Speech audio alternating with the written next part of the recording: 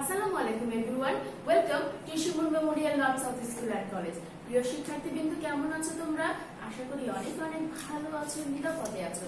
সবাইকে সকালের শুভেচ্ছা জানিয়ে শুরু করছি আজকে আমাদের ক্লাস। আজকে আমি কি ক্লাস নেবো বলতো? আজকে আমি প্রথম শ্রেণীর ক্লাস নেব এবং আমি মুমিনা আফরোজা আছি তোমাদের সাথে। আজকে আমরা কি বিষয়ে ক্লাস নিব, কোন ইউনিট এবং কোন লেসনের উপরে ক্লাস নেব, আসো সেটা আমি জেনে নিই। আজকে আমরা ক্লাস নেব পড়বো unit 29, lesson 1 to 3, alphabet, word meaning, seasons, use of behind, beside, near. So behind, beside, near সম্পর্কিত আমরা এর আগেও পড়েছি। আমরা শূন্যস্থান পূরণ করেছি যে কিভাবে ছবি দেখে behind, beside, near এর ব্যবহারটা করতে হবে। আর সিজন সম্পর্কিত আমরা পড়েছি, তোমরা জানো আমরা 6টি ঋতুর নাম পড়েছি, মুখস্থ করেছি এবং এর আগে লিখেছি। আজকে আরেকবার পড়ে নিব। তাহলে চলো শিক্ষার্থীবৃন্দ, আজকে আমরা আমাদের ক্লাসটা শুরু করি। শুরুতে তোমাদের কাছে নিশ্চয়ই তোমাদের যে টপ ফিডব্যাকের সাথে চলে গেছে।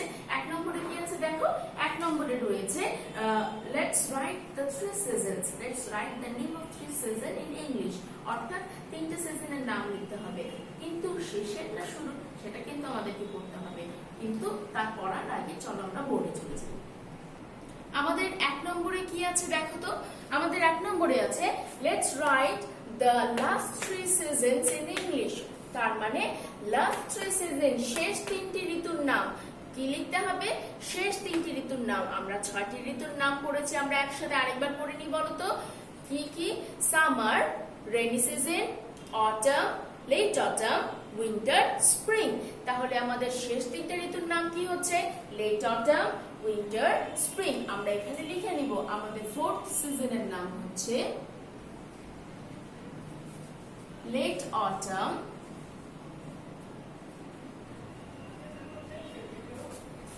winter, spring। আমাদের শেষ 3টি ঋতুর নাম কি হচ্ছে? আমাদের শেষ 3টি ঋতুর নাম হচ্ছে late autumn, winter, spring। L-A-T-E, late, autumn, A-U-T-U-M-N, autumn। আবার পড়ি, A-U-T-U-M-N, autumn, late autumn, winter, W-I-N, win, T-E-R, winter, W-I-N, win, T-E-R, winter, spring, S-P-R-I-N-G, spring, S-P-R-I-N-G, late autumn, winter, spring. তাহলে আমরা লিখে ফেললাম 4র্থ, 5ম এবং 6ষ্ঠ নাম্বার ঋতু। এরপরে শিক্ষার্থীবৃন্দ আমরা চলে যাব আমাদের 2 নম্বর আইটেমে। আমাদের 2 নম্বর আইটেমে কি আছে দেখো, লেটস ট্রান্সলেট ইনটু বেঙ্গলি। অর্থাৎ ইংরেজি দেওয়া আছে, এই ইংরেজির বাংলা অনুবাদ করতে হবে। ট্রান্সলেট ইনটু বেঙ্গলি, বাংলায় অনুবাদ করুন। চলুন বাংলায় অনুবাদ করি। I sing a song. Sing মানে কি? Sing মানে গান গাওয়া। Song মানে কি? Song মানে গান। I মানে তো আমি জানোই, তাহলে কি হবে বলো তো? আমি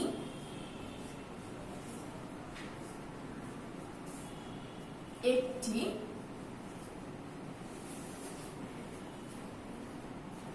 গান গাই। আমি একটি গান গাই। I sing a song. আমি একটি গান গাই। I sing a song. Count the fishes. Count the fishes. Count মানে কি? Count মানে হচ্ছে গণনা করা। আর ফিশ মানে তো মাছ। যখন ফিশের সাথে এস বা ইএস, ফিশের সাথে ইএস যুক্ত হবে, তার মানে কি হবে? তার মানে হবে অনেকগুলো মাছ, মানে মাছগুলো। Count the fishes, তাহলে কি হবে? এখানে লিখবো মাছগুলো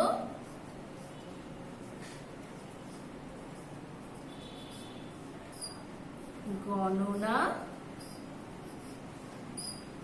করো। মাছগুলো গণনা করো। কাউন্ট দ্য ফিশেস, মাছগুলো গণনা করো। তাহলে কি হলো? মাছগুলো গণনা করো। এরপরে চলে যাব আমরা 3 নম্বরে। I catch fish. I মানে তো জানোই আমি। ক্যাচ মানে কি? ক্যাচ মানে ধরা, আর ফিশ মানে মাছ। I catch fish, তার মানে কি হলো? আমি মাছ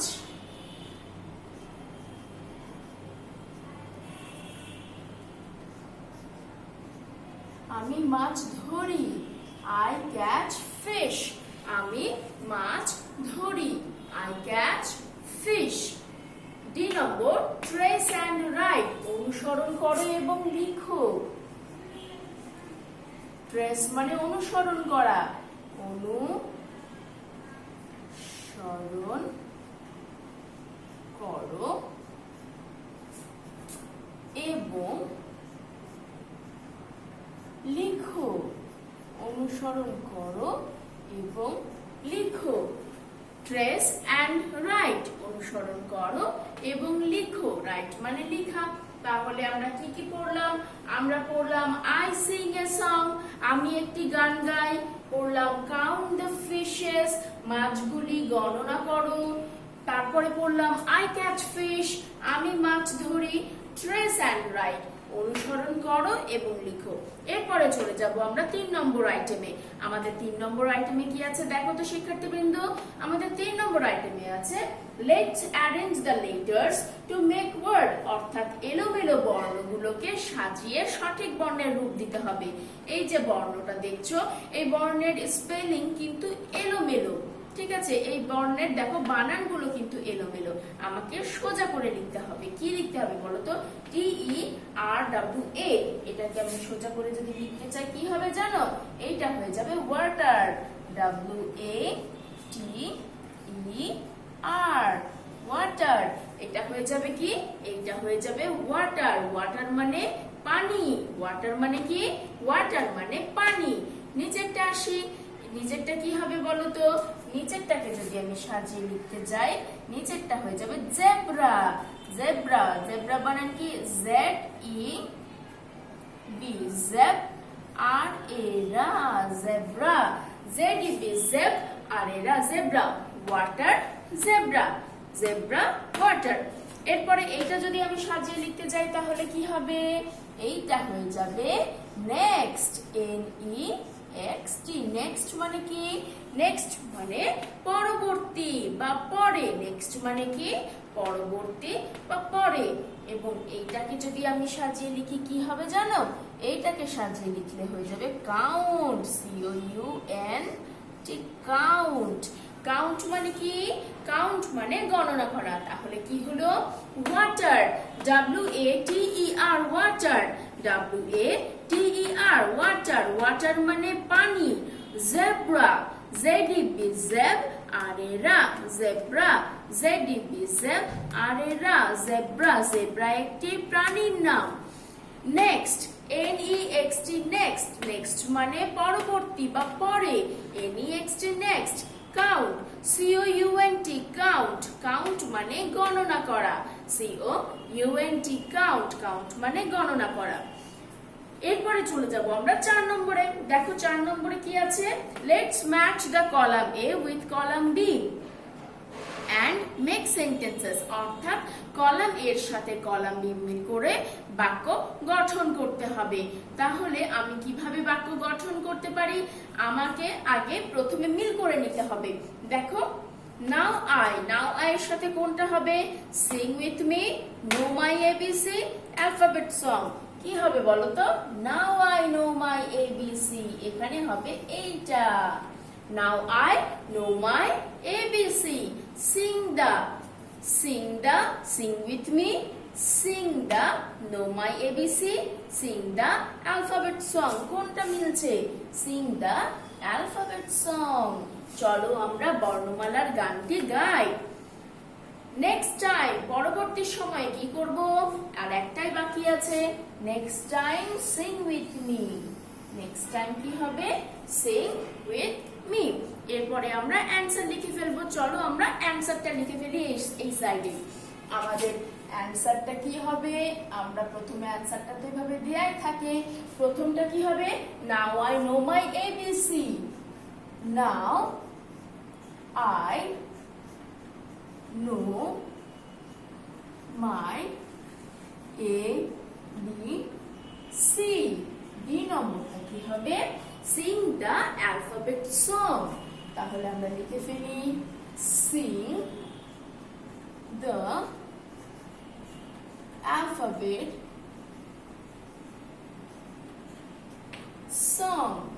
the alphabet song. সি নম্বরটা কি হবে? সি নম্বরটা হবে next time sing with me. Next time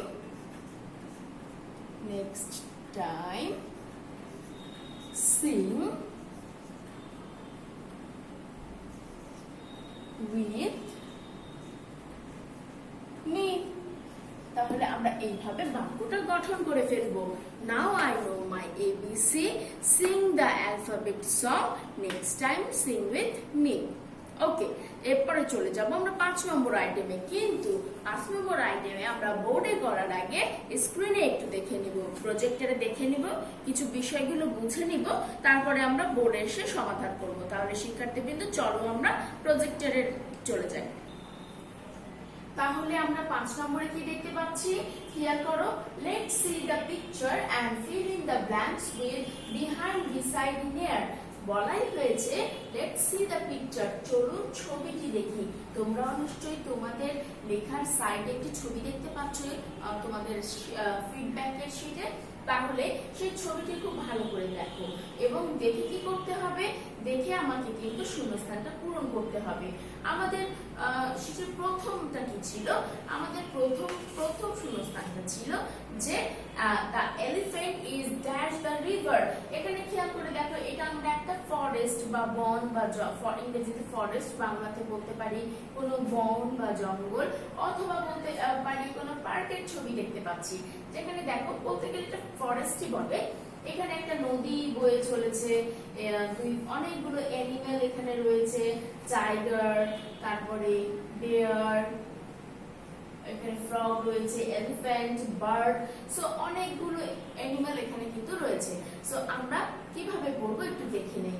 প্রথমটা আমাদের শূন্যস্থানটা কি? The elephant is dash the river, অর্থাৎ হাতিটি কোথায়? নদীর কোথায়? হাতিটি নদীর কোথায়? খেয়াল করো শিক্ষার্থীবৃন্দ, হাতিটি নদীর কোথায়? হাতিটি নদীর উপরে, হাতিটি নদীর নিচে, হাতিটি নদীর পিছে, না হাতিটি নদীর কাছে, না হাতিটি নদীর পাশে? কোনটা? তাহলে আমরা প্রথমে জেনে নিব বিহাইন্ড মানে কি। বিহাইন্ড মানে কিন্তু পিছনে। বিহাইন্ড মানে কি? বিহাইন্ড মানে পিছনে। বিসাইড মানে কি? বিসাইড মানে পাশে। নেয়ার মানে কি? নেয়ার মানে কাছে। ঠিক আছে, এখানে খেয়াল করে দেখো কি যে একদম নদীর পাশেই কিন্তু হাতিটি রয়েছে। তাহলে আমাদের অ্যানসার কি হবে? কোথায় রয়েছে? এই খেয়াল যে দেখো আমি তীর চিহ্ন দিয়ে কিন্তু দেখিয়ে দিয়েছি, নদীটির পাশে। The elephant is beside the river. এখন যদি কেউ বলে মিস আমি তো নদীটির কাছে দেখতে পাচ্ছি, হ্যাঁ সেটাও হবে, কিন্তু কাছে আর পাশে সিমিলারলি কিছুটা একই রকমই শোনায়। তো কেউ যদি এখানে নিয়ার দাও তাহলে ওকে, কেউ যদি বিসাইড দাও তাহলে। তারপরে দেখো কি দেখাচ্ছে? The tiger is dash the elephant. টাইগারটি কোথায়? এলিফ্যান্টের টাইগারটি কোথায়? কাছে, পাশে, না পেছনে? অবশ্যই টাইগারটি এলিফ্যান্টের পাশে। টাইগারটি কোথায়? এলিফ্যান্টের পাশে। তাহলে টাইগারটি পাশে, পাশের ইংরেজি কি? বিসাইড। আমরা তাহলে কি লিখতে পারি? The tiger is beside the elephant. The tiger is beside the elephant. The tiger is beside the elephant. 3 নম্বরে আসি এবার, সি নম্বরে। The tree is dash the tiger. দেখতে পাচ্ছো গাছটি কোথায়? গাছটি যে টাইগার দেখতে পাচ্ছি, বাঘ দেখতে পাচ্ছি, বাঘের কোথায় রয়েছে? ট্রিটা বাঘের কোথায় রয়েছে? এটা দেখতে পাচ্ছি আমরা পিছনে, বাঘ মামার পিছনে রয়েছে কিন্তু গাছটি, তাই না? তাহলে এখানে the tree is কোথায়? পিছনে। পিছনের ইংরেজি কি? behind. The tree is behind the what? Tiger. The tree is behind the tiger. তাহলে গাছটি রয়েছে বাঘের পেছনে। এবার ডি নম্বরে আসি। ডি নম্বরে কি আছে? The bird is dash the tree. পাখিটি কোথায়? পাখিটি কিন্তু গাছের পাশেও রয়েছে, পাখিটি কিন্তু গাছের কাছেও রয়েছে। সুতরাং আমি যদি এভাবে লিখি the bird is beside or near, যেটা ইচ্ছা সেটা লিখে যদি আমি লিখি the tree, then আমার প্রশ্নটা কিন্তু কারেক্ট হয়ে যাবে। তাহলে আমরা কি কি শিখলাম? the elephant is beside or near the river, the tiger is beside the elephant, The tree is behind the tiger. The bird is beside or near the tree. তাহলে আমরা শিখে ফেললাম যে কিভাবে beside, behind, near দ্বারা কি করতে হয়, শূন্যস্থান পূরণ করতে হয়। তাহলে চলো আমরা আবার বোর্ডে ফিরে যাই এবং শূন্যস্থানটা পূরণ করে ফেলি। তাহলে আমরা 5 নম্বরে তো দেখে ফেললাম। তাহলে আমরা এখানে একটু ঝটপট লিখে ফেলি, the elephant is dash the river। আমি যদি এখানে beside দিই তাও হবে, আমি যদি এখানে near দিই তাও হবে। আমি এখানে beside দিলাম। The elephant is beside the river. The tiger is dash the tiger is dash the elephant. The tiger is dash the elephant কি হবে? The tiger is beside the elephant. Beside. The tiger is beside the elephant. The tree is dash the tiger. গাছটি কোথায়? পেছনে। The tree is behind the tiger. The tree is behind the tiger. D নম্বরটা দেখি, the bird is dash the tree। আমরা এখানে beside এর ব্যবহার তো করেছি, এইজন্য আমরা এখানে near লিখব। The bird is near the tree। তাহলে আমরা বুঝে ফেললাম যে কি করে beside, behind, near করতে হয়। প্রিয় শিক্ষার্থীবৃন্দ, আমরা একদম ক্লাসের শেষ প্রান্তে চলে এসেছি। চলো আমরা ওরালে চলে যাই। So it is the oral time. চলো আমরা ওরালটি পড়ে নিই। আমাদের প্রথমটা কি দেখে নেই, প্লিজ এর অর্থ বলুন। প্লিজ এর অর্থ বলুন তো যদি কাউকে কারো কাছে কোনো কিছু চাইতে হয়, কোনো কিছু নিতে হয়, তাহলে আমরা বলি না যে আমাকে কি এটা দেবে প্লিজ। তাহলে প্লিজ এর অর্থ কি? বাংলা অর্থ হচ্ছে অনুগ্রহ পূর্বক। প্লিজ এর বাংলা অর্থ অনুগ্রহ পূর্বক। হ্যাপি দ্বারা সেন্টেন্স তৈরি করুন। হ্যাপি মানে কি বলতো? হ্যাপি মানে হচ্ছে খুশি বা সুখী। হ্যাপি মানে কি? খুশি বা সুখী। তাহলে হ্যাপি দ্বারা সেন্টেন্স কি হতে পারে? I am happy. আমি অনেক খুশি। I am happy. এই যে প্রতিদিন তোমাদের সামনে আসছি, তোমাদের ক্লাস দিচ্ছি, তোমাদের সাথে ঠিক এইভাবে আমাদের দেখা হচ্ছে, এটাতেই কিন্তু আমরা অনেক খুশি, তাই না? ক্লাস বন্ধ থাকার চেয়ে এই যে আমরা একে অপরের সাথে ঠিক এইভাবে সাক্ষাৎ করছি, এটাতে আমরা অনেক খুশি। সো বাক্য রচনা কি করতে হতে পারে? We are happy. আমরা খুশি। অথবা এটাও হতে পারে আই অ্যাম হ্যাপি। ফ্রন্ট। ফ্রন্টের অপোজিট ওয়ার্ড। ফ্রন্ট মানে কি বলতো? ফ্রন্ট মানে সামনে। আর ফ্রন্টের সামনের অপোজিট ওয়ার্ড কি? পিছনে। পিছনের ইংরেজি কি? ব্যাক। ফ্রন্টের অপোজিট ওয়ার্ড হচ্ছে ব্যাক। ফ্রন্টের opposite word back. I sing a song. I sing a song এর কি বলতো? আমি গান গাই।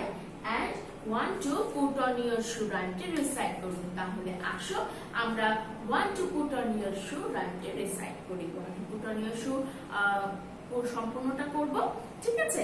তাহলে আমাদের আজকের রাইমের নাম কি? want to put on your shoe.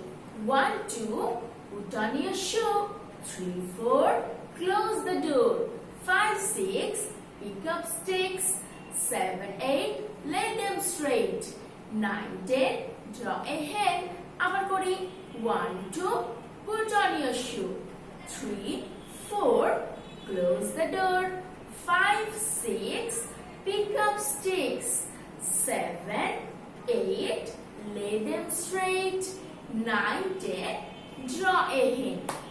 আশা করি তোমরা আমার সাথে করে ফেলেছো, ক্লাসটি উপভোগ করেছো, তোমাদের অনেক মজা হয়েছে।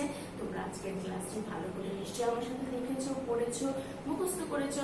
আরেকবার একটু রিভিশন দিয়ে নিবে এবং কালকে যেন তোমরা খুব সুন্দর ফিডব্যাক দিতে পারো সেই প্রস্তুতিটা নিয়ে নিবে। সামনের দিন আবারও তোমাদের সাথে দেখা হবে। কালকে ফিডব্যাক তোমরা তো জানোই, unit 19, 29 lesson 1 to 3 word meaning sentence and use of behind, beside, near. তাহলে এইটার উপরে ফিডব্যাক খুব সুন্দর করে দিবে। সামনেরই আবারও নতুন কোনো ক্লাসে তোমাদের সাথে আবার দেখা হবে। আবার সেই পর্যন্ত ভালো থাকো, সুস্থ থাকো। সুস্থ থাকার জন্য যা যা করণীয়, সতর্ক থাকার জন্য এই যে অসুখটা, এই যে ক্রিটিক্যাল টাইমটা আমাদের চলছে, সেটা থেকে সাবধান থাকার জন্য যা যা করণীয়, পুষ্টিকর খাবার খাওয়া, পুষ্টিকর ফল খাওয়া, নিজের এবং আশেপাশে পরিষ্কার পরিচ্ছন্ন থাকা, সেসব মেনটেন করব এবং সুস্থ থাকবো, নিরাপদ থাকবো, প্রয়োজন ছাড়া বাসার বাইরে যাব না। সবাইকে অসংখ্য ধন্যবাদ।